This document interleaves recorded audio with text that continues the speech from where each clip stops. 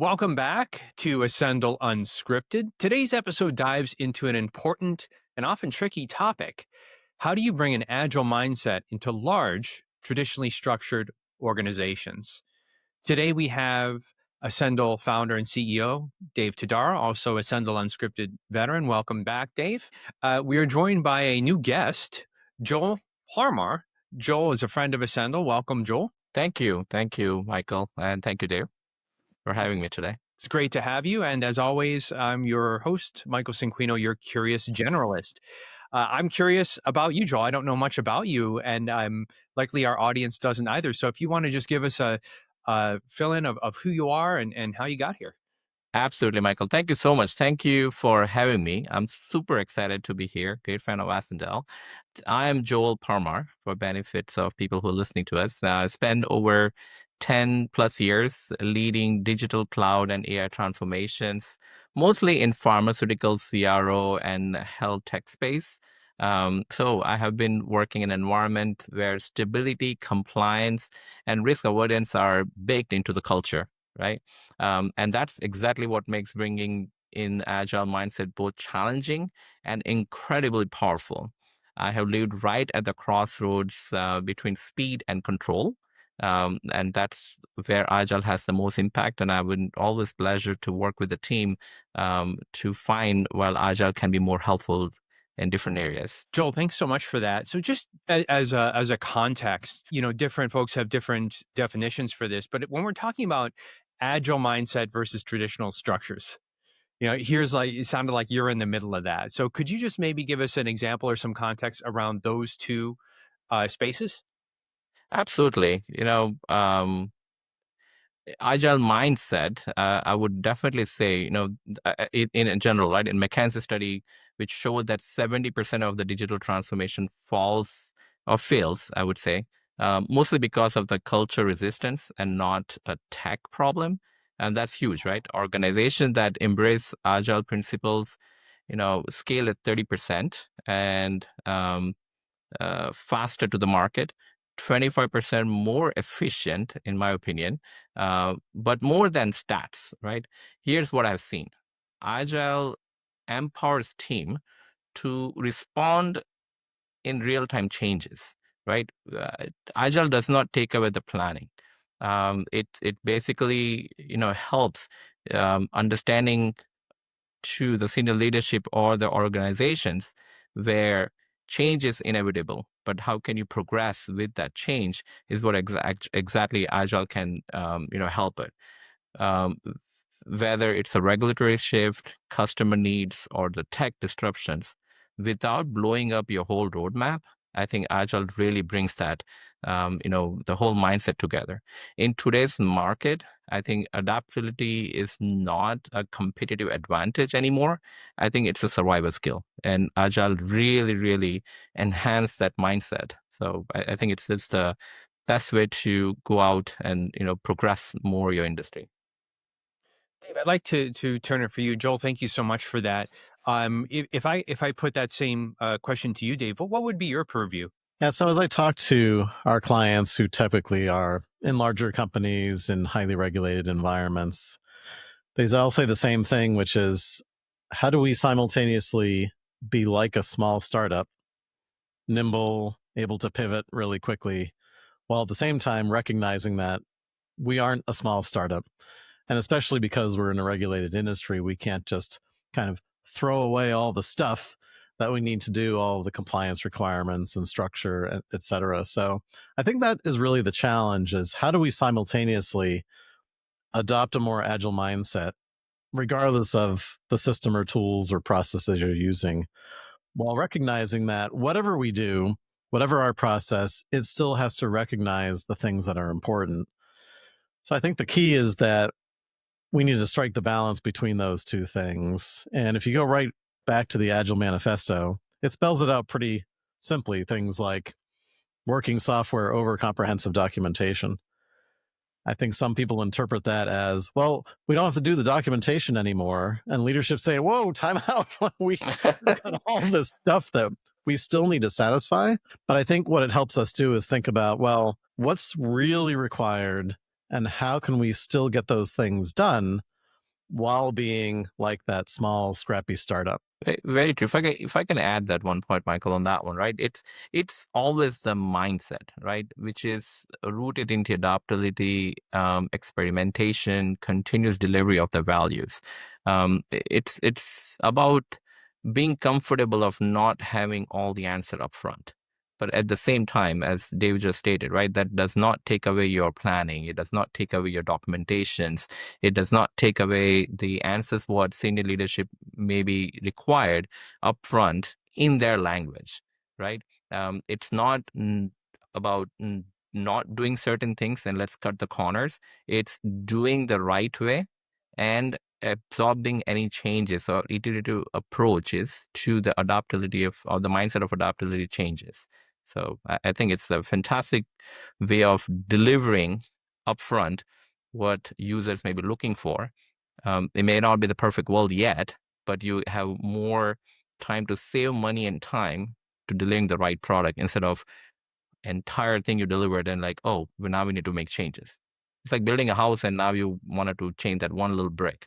Instead of that, I would just start it from the beginning. Joel, the question that came up for me as you were speaking was the idea of course, Agile being a mindset and not necessarily a technique. So let me ask you this question. So when does mindset become skill set? Because Dave, you were saying, in large organizations, it's like, well, just behave like a startup, but we're not a startup. And there are many reasons why we cannot do that, legal, ethical, or other, business or otherwise. So let me ask you this, in the nitty gritty implementation in a large organization, how does one start to implement that mindset is the first question. And then secondly, when does that mindset become a skill set or something that's practically changing behavior or tasks within the organization? Thank you, Michael. I think I probably answer it in a different way, right? The biggest challenge, it's never going to be the tools or other things, right? We keep emphasizing the mindset and how do we make it as a skill set, right? Leaders in traditional organizations are wired for control, right? In a way, they have been trained to value the certainty, forecasts, and the long-term ROI before they make a big move. Especially when you have an investment or larger commitment, that's what Agile completely flips that and says, let's learn as we go, which is very scary for somebody who's gonna come up with very much long investment or they need a control. And now you're saying that, oh, you don't have control, we're gonna tell you as we progress. And that's like, oh, really? It's like feels very risky to someone who used to knowing all the answers before they started. So traditionally, it's like they're very much focused on the control side of it. But it's also incentivized are often as misaligned, right? Traditional systems reward predictability and control, not the experimentation and learning. Until the changes, you only get the surface level agile, right? So it's a traditional mindset from the senior leadership that need to be changed. Otherwise, you're gonna go. People will. I think the best word that I'm keep hearing in the market right now, it's the hybrid agile, right? The finances and the mindset. It's still they want to control everything on the waterfall side of it, or more predictability. But when it comes to the delivery and all the other things, they come up on the agile mindset. So it's really you're gonna get the surface level. But how would I would it's not a sprint, right? It's actually a dance, but doable one. You have to dance in a way that people can understand and get those information. What we have done in aligning agile sprint outcome with the traditional quarterly business reviews. So instead of just saying we finished a sprint, we started saying that here's what we validated, here's what business value we delivered, and here's what we saved time or the money on, which is what exactly business would love to hear it, right? Agile becomes a risk reduction strategy when you frame it like that. I have so many thoughts, Joel. I have to go to Dave here. Dave, one of the things that always comes up on the show is Ascendle's commitment to business results and looking at, okay, why are we doing this? What's going to be the end result? And then bringing technology into the mix. Joel, I love what you said about saying, we finished a sprint versus here's what we validated. Here was the value. And then also this idea of control equals predictability, right? Yep. Not necessarily always true. Dave, I would love for you to weigh in on this idea of control equals predictability, but then also this agile mindset sounds like it equals some serious predictability as well. Yeah, I think a lot of times what happens is the more traditional approach kind of leaks into software. It's, well, if I want to build a bridge, I'm going to design it up front. I'm going to project how long it's going to take. I know exactly how much it's going to cost. I think the challenge is that I think a lot of times we slip into assuming we can treat software or digital innovation the same way. And the fact is we can't. Much to a lot of people's dismay, it's extraordinarily unpredictable because what we're doing has never been done before. So sure, I'm building a new bridge and this particular bridge hasn't been built before, but we're using known techniques, known materials, et cetera, et cetera. We have done something like this before. Because we're always innovating and we're always maybe not on the bleeding edge, but oftentimes on the cutting edge, what we're doing day by day and week by week is highly unpredictable. And because of that unpredictability, we can start getting ourselves into trouble by assuming that we can say, we're going to know exactly what's going to happen the next 12 months. Now, what's important is that we can't abandon the needs of large organizations to be able to plan, be able to set strategic goals and set desired outcomes and even desired timeframes. But we realize that we need to have a little bit of flexibility within that. And here's the exciting part. It's actually in the best interest of leadership, because instead of setting this in stone and saying we are absolutely going to do that no matter what, we can instead say, to Joel's point, well, let's make a hypothesis. In many larger organizations, they make that hypothesis on a quarterly basis. And then within that quarter, every 2 weeks, we are testing that hypothesis, seeing how it's coming along, seeing how fast it's coming along, and then making adjustments. Still chasing after that quarterly goal at the macro level, but from a sprint by sprint basis, we can make adjustments and we can respond to change, because the world doesn't stop for a quarter. Something might happen right in the middle of that quarter and we need to pivot. So it's actually the best of both worlds. And to your point, we do get predictability. It's not precise. The best I've ever been able to do is about plus or minus 10% in terms of figuring out how much we'll be able to get done in a certain time frame. But we couple that predictability with the flexibility. And again, tooling aside and processes aside, it's all about being open to that sort of approach, which is, and one of our team members likes to say, which I love, instead of casting this in stone, let's cast it in sand. So let's create a plan, but let's just understand that there's some wiggle room there and there's some movement, and let's just communicate. Let's stay aligned with what's going on. Let's check in every 2 weeks to make sure that our assumptions are still valid. And if not, awesome. We can pivot and adjust, and we're not going to be, to Joel's earlier point, we're not going to be waiting 2 years to find out what happened and then make adjustments. Let's adjust along the way. Again, striking that balance between, it's not only the agile mindset, call it a startup mindset. The mindset of a startup is, this is all an experiment and we're going to adjust really quickly. Let's take that sort of startup mindset, apply it to a larger organization, and within the bounds of how fast we can move, which is probably not quite the same as 2 people in their basement, but with the speed that we can move, let's just challenge our assumptions.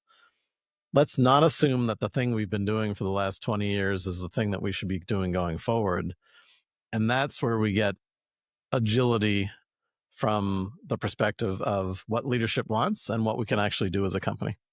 I still have so many thoughts, but I feel like Joel is going to jump in here. Thank you. No, I love what Dave just stated here, right? And I think, again, if I can iterate again and again on that once, or repeat myself on that, it's just mindset of change come from top, right? Instead of keep asking what you have delivered to me today, can we go back and ask the question saying that what did we learn today, right?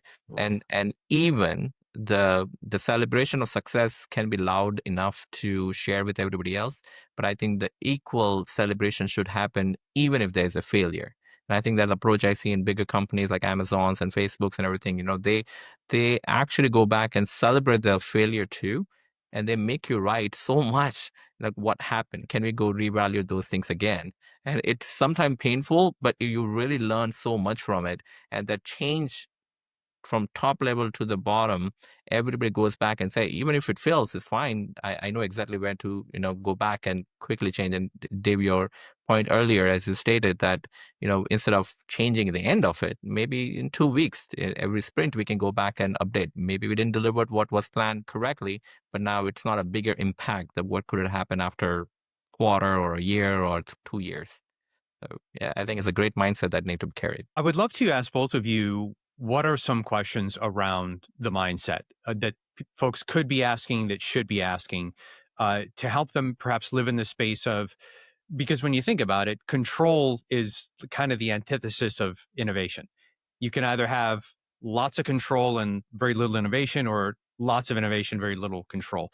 I feel like that might hold true. So for a large organization who needs predictability, needs to have some level of control, what questions can they ask or should be asking around this sort of implementation? And then what are the guardrails? What keeps them, not necessarily in the startup mode where, hey, chaos is chaos, never done it before, who knows if it'll even work kind of thing, to, okay, we need some predictability here, but we want to leave some space to play. And Joel, as you were saying, to fail and not take down the whole, take down the ship with you. What does that look like? What are some questions, Dave? I would love to start with you. Yeah, absolutely. And at the risk of being kind of cute, just ask why. And ask why in a bunch of different ways. So the first why can be, why are we writing this 40-page document every week? Maybe we still need to write a 40-page document, but let's actually ask the question, why are we doing this? The bad answer is, well, because we've always done it that way. Well, let's start with the next question, which is, well, why have we always done it that way? What is the actual outcome that we're expecting? And that's a really important point. An overall theme is outcomes over outputs. Instead of looking at, well, we need to produce this 40-page report every week, what is the outcome that we're trying to generate? And then let's think about, can we generate that outcome in a different way? Instead of a 40-page document, can we write a 20-page document? Do we have to write a document at all? Can it be something that's built into one of our other systems? So the answer very well might be, well, there's a regulatory requirement, and unless you want to take it up with the FDA, there's no getting around it. But that's fine. At least we've asked the question and we've challenged everything. Another why can be, well, why are we building this? And at the risk of being really oversimplified, let's trace it back to money.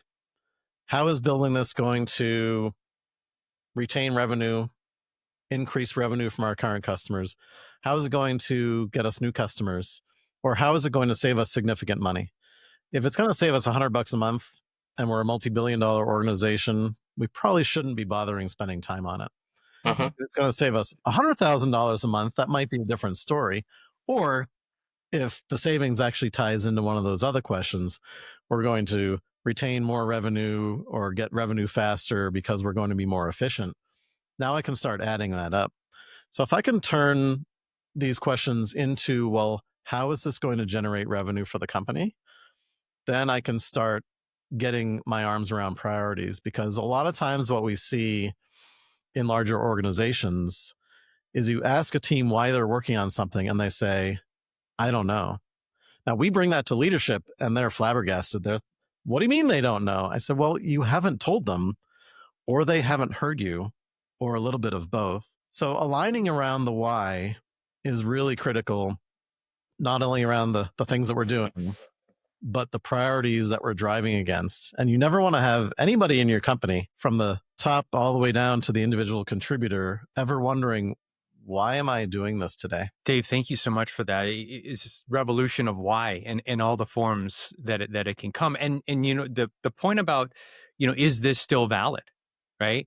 And contexts shift rapidly, it feels. So, this was completely valid in a different context at a different time. So checking in and asking those questions, is this still valid? What is the context right now? And then why would we keep doing this if the context has shifted or if it's not as valid? Love that. Joel, how about you? What are some questions you feel like are relevant? No, it's just to piggyback on what Dave just shared right now, right? It's asking why, but like 7 times, right? I forgot the author of that book, right? Keep asking the why until you really get the answer. I would love to say that's why, we see all the young generation, they call it Gen Y, right? Because they keep asking why, why. I see my kids every time we do that, right? I feel we could take that approach and work with our delivery teams, work with our business stakeholders, and I think that's where some of the product managers, BAs, both ways, right? From top down to bottom up, whichever direction you want to take it, they need to ask this question why in day-to-day life from the delivering of the project side of it, right? It's also what the other thing from the leadership side I would say is pick a thin slice of the real customer problem, not a sandbox project, maybe not a fake pilot, but focus on something meaningful, right? Which basically allows teams to learn faster, deliver faster, and then they share that learning loud enough to celebrate the wins with other teams. And the same thing back again, right? It's not the question you want to go back and ask that when it will be done. It's like, what have we learned today or what we have learned this week? That's the agile mindset that we can carry forward. Because when the teams see the leaders celebrate learning, they start behaving completely different.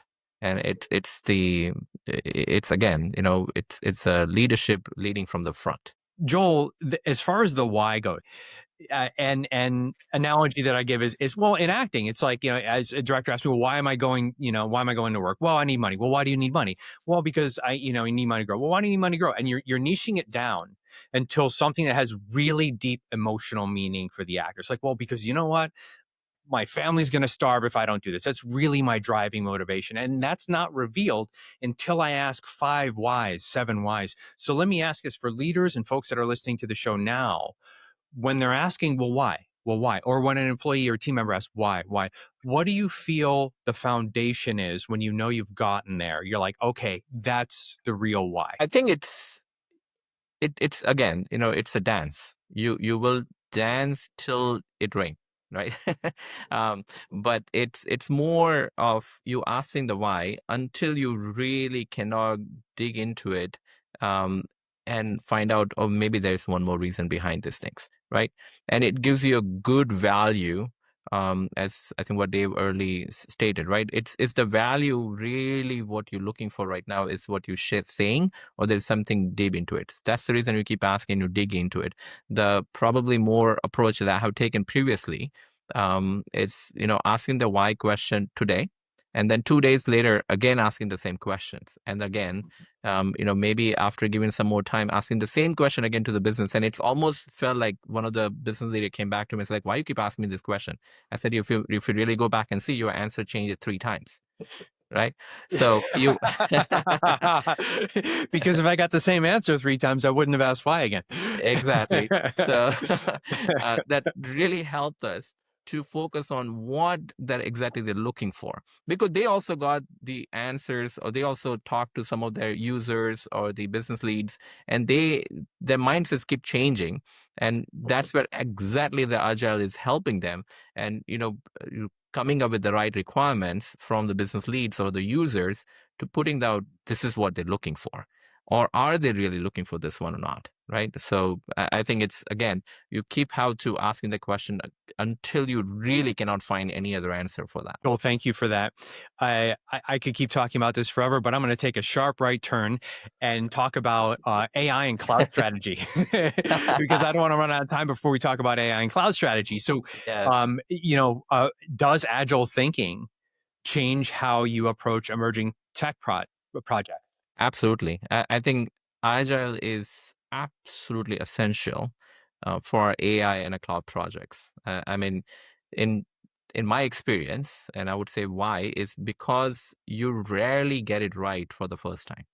For any cloud implementations or AI bots or AI implementation, agentic AIs right now, or Gen AI, whatever the fancy words you want to use it. Because in AI, your first model will probably fall in a cloud. Your first architecture will be overbuilt, or either it's underutilized. It's anybody, you can ask any architecture right now, cloud infrastructure, if they got it first time, it will be really surprising, because you never know what will be ultimate your usage, or it will be underused. Like, so you need more or less, right? So Agile gives you that breathing room to adjust in the real time as you progress to that, right? And that applies to cloud infrastructure perspective, or applying the AI to the other use cases that you want to work on, because the first time you don't know what it's going to deliver to you. And anytime you're going to get the answer with the AI right now, oh, wow, I can do a little bit more than this. I never thought about this one. And that's exactly where the Agiles really help. So Agile for a AI implementation or a cloud implementation, I think it's the must, in my opinion. Now, that doesn't mean, right, we're not, with saying those things, I also want to convey the message that it doesn't mean that we throw away planning out of the window. For regulated industries, like traditional planning, still critical, right? For security compliance or the governance, but the delivery side, that's where the Agile shines. So if I can say, right, you want to govern with the structure and deliver with the agility. That hybrid approach works really well in the AI and the cloud implementation side of it. Dave, AI and cloud strategy, can I ask you to weigh in? Absolutely. So I think it's easy to leak maybe in one of two directions as it pertains to AI and cloud. On one hand, it's, well, you know what? Everything's so unknown and moving so quickly that we're just going to abandon all the structure and everything that we have had, and it's all just going to kind of magically work. Mhm. The problem with that is that we still need to prioritize. We still need to communicate about why are we doing this work. We still need to be able to inspect and adapt. How are things going? It can't just be the Wild West. Even though in the Gen AI world today, it is in fact the Wild West. No one knows exactly how fast things are going to progress, exactly where we're going to end up. No one's quite figured out exactly how to make money yet with Gen AI. All the big companies are still spending a lot and not making a lot. That doesn't mean we should do the opposite, which is, well, we're just going to throw our hands up and say, well, this AI stuff is just too new. We're just going to wait on the sidelines and not do anything with it at all. So we need to strike that balance. And I think that Agile is actually perfectly designed for this because, again, it's to anticipate the unknowns and the unpredictability of what traditionally has been either bleeding edge or cutting edge. I'd say probably everybody is leaning probably a little more toward the bleeding edge these days just because this technology is moving so quickly. But that doesn't mean that we should just abandon what's been working for us, which ties right into the Agile mindset. Again, we're going to experiment, hypothesize, we're going to communicate, we're going to try things out. And one of our team members, the same one that talked about casting things in sand and not in stone, she likes to say, there's no failures, there's learnings. So we're going to experiment and we're going to learn. Success or failure, we're going to learn something. And I think that ties right into where we are with Gen AI. AI has been around for 50 plus years in different forms, but this is really a whole new world with Gen AI. There's still a lot of AI work being done in a more traditional sense, more of the AI ML that we've known for some time. And certainly that fits right into an Agile mindset. But I would say just be careful not to abandon the communication, the prioritization, and the experimentation when it comes to Gen AI. Dave, thank you for that. So we're nearing the end here. I have a few more questions, and we'll do our quick fire round. I've got 3 questions for each of you to crank right out. But before we go, we always like to leave our listeners with something actionable. whether it's a mindset, something to put into practice. How can you start small with Agile without needing a complete overhaul? Again, at the risk of being cute, I would say be open-minded. I think that many times, as Joel has talked about, many times an Agile transformation fails, and it's not because your people weren't able to do Agile. It's not because the process doesn't work. It's because of a lack of support from leadership in one of two ways. One, well, I don't think this thing's going to work, but I'm just going to let those technical guys kind of do what they want, but I'm not going to change. I'm not going to learn about what they're doing. I'm not going to engage. Sounds pretty harsh, but I've seen it. The other thing is that because all change is difficult, and especially moving from a traditional way of working to a more agile way of working, again, regardless of whether you're still doing a lot of waterfall-y things because you're in this regulated environment, adopting that agile mindset, it's going to be hard. It's not going to be fast. It's not going to be painless. So when I sit down with leaders, I say, look, you need to suspend disbelief for probably months, if not several years, to truly see the transformative effect that this approach can have. If you think it's going to happen in a quarter or two, it's not. If you think it's going to be painless, it's not. If you think everybody that's here today is going to be able to move to this new way of working, they won't.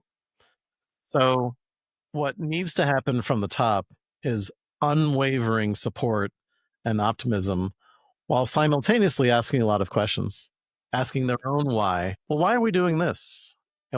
What does that mean, this agile mindset thing? And how is it going to help what I'm trying to drive from a strategic initiative perspective at this company?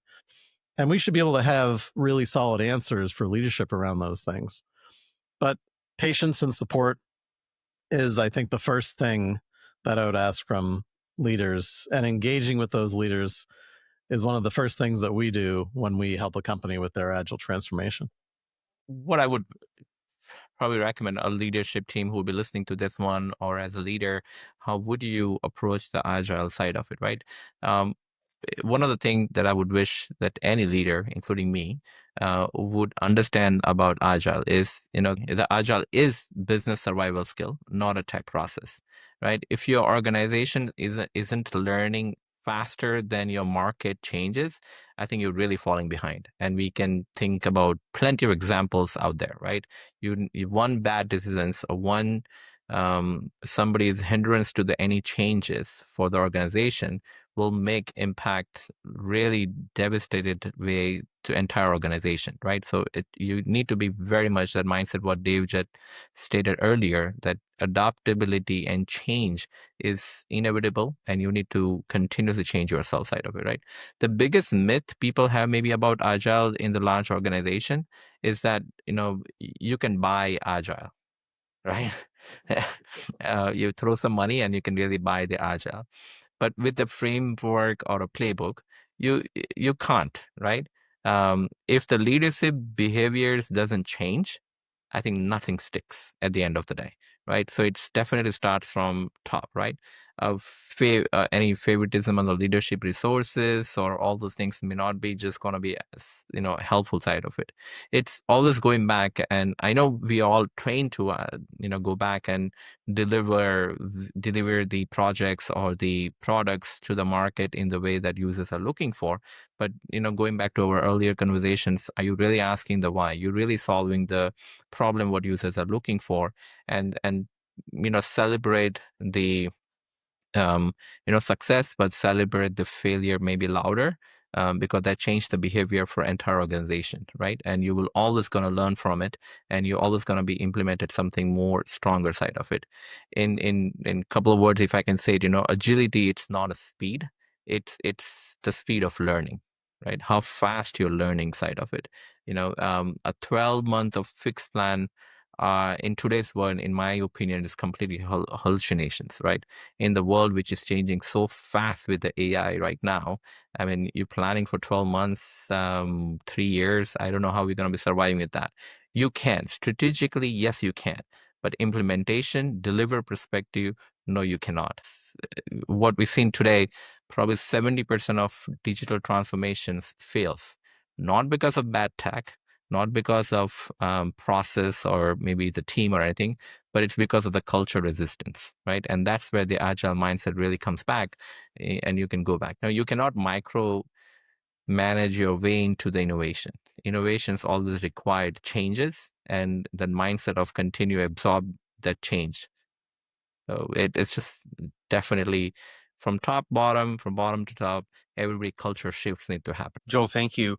Well, we've certainly reached the end, but I want to leave the opportunity for both of you to do a quick conclusion or wrap or anything that you'd like to impart before we close out the episode. Dave, I'll start with you. Yeah, I think closing comments is that regardless of how big your organization is, regardless of the constraints you might have through regulatory or other compliance requirements, you can always adopt an agile mindset.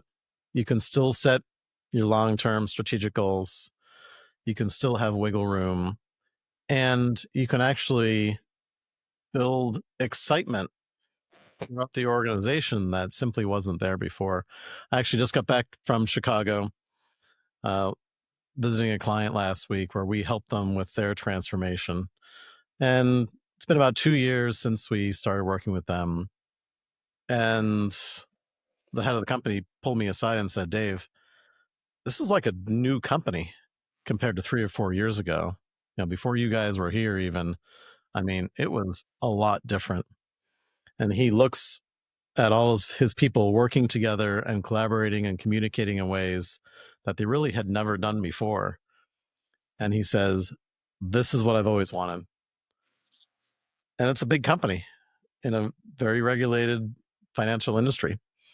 And he sees that they have been able to become more agile while respecting the constraints that they simply have by being a large company in a regulated industry. Joel, how about you? Any concluding thoughts?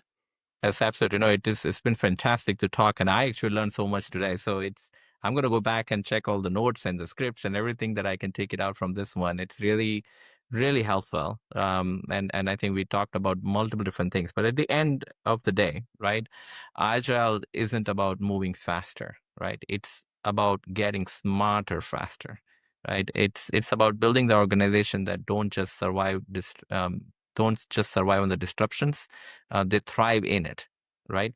And the starts with leadership willing to trade the control for the clarity. I think we talked about in the beginning of it, controlling versus the, perfections, and all the stuff, right? So it's a leadership willing to trade the control for the clarity, perfection for the progress, and rigid plan for the real outcomes. Again, going back to the why.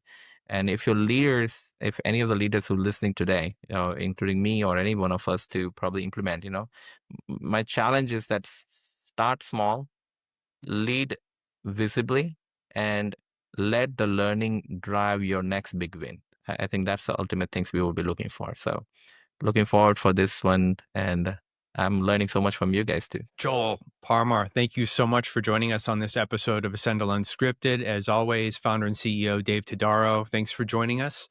Ascendle Unscripted is available on all major platforms.